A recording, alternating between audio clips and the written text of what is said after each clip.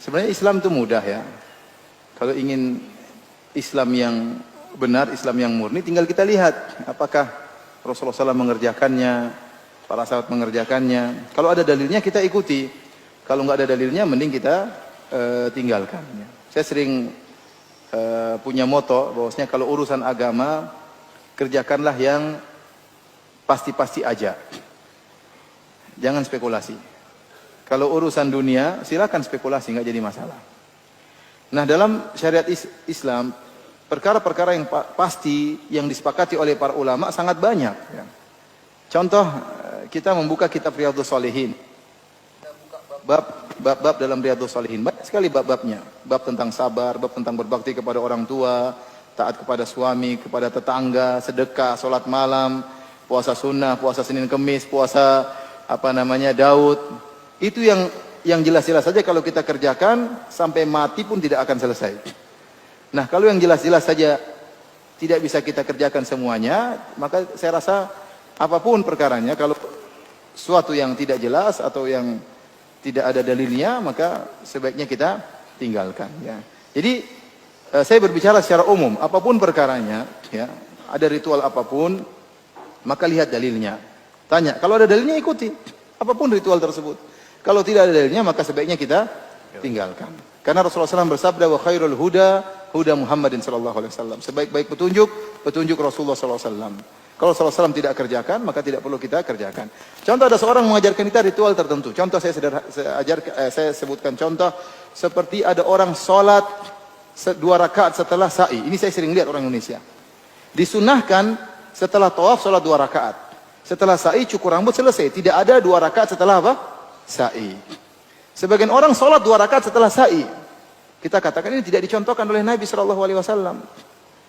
Karena kalau anda mengatakan ini dianjurkan 2 rakaat setelah sa'i, seakan-akan umrohnya Nabi dulu kurang mantap, kurang lengkap. Maka anda melengkapi dengan 2 rakaat setelah apa? Sa'i. Ya. Sementara para sahabat semuanya tatkala umroh tidak ada mereka mengerjakan 2 rakaat setelah sa'i. Ustaz, sholatkan baik, iya baik, tetapi anda seakan-akan melengkapi ritualnya Nabi SAW. Nanti kalau kita bolehkan anda sholat 2 rakaat setelah sa'i, nanti ada yang punya ide lagi, 2 rakaat kurang, bagaimana kalau 4 rakaat setelah sa'i? Akhirnya kita bagaimana? Kenapa anda melarang? Jawabannya karena Nabi tidak mengerjakannya. Ingat perkataan Imam Malik rahimahullahu ta'ala, faman lam yakun yauma idin dinan falan yakunal yauma dina. Kata Imam Malik, apa yang di zaman Nabi bukan agama, zaman sekarang juga bukan agama. Ini kaidah Imam Malik. Apa yang di zaman Nabi bukan agama, zaman sekarang juga bukan agama. Bagaimana suatu perkara di zaman Nabi bukan agama, kok sekarang jadi agama? Akhirnya orang berani membuat ritual sholat ini, ritual sholat anu, ya. Sampai saya ditanya waktu itu, Ustadz, bagaimana hukum sholat birrul walidain? Saya bilang, saya baru dengar. Ya. Kalau sholat duha ada, sholat tahajud ada, sholat birrul walidain saya baru dengar. Nah, anda kalau mau berbakti sama orang tua silakan, tapi jangan bikin sholat namanya sirut apa? Sholat birrul walidain. Nanti lama-lama ada yang bikin sholat poligami. Maka tidak perlu kita buat ritual yang baru. Dan ingat ibu-ibu yang dirahmati Allah Subhanahu wa taala, ada perkara-perkara yang ternyata diperselisihkan oleh para ulama. Ya, kalau ternyata itu memang benar-benar diperselisihkan oleh para ulama, masing-masing merasa punya dalil, satu mengatakan boleh, satu mengatakan tidak boleh, satu mengatakan haram, satu mengatakan tidak halal, satu mengatakan disyariatkan, satu mengatakan tidak disyariatkan, maka kalau memang masing-masing punya dalil, kita teliti dalam buku literatur yang klasik kita dapati itu sudah khilaf, maka hendaknya kita berlapang dada.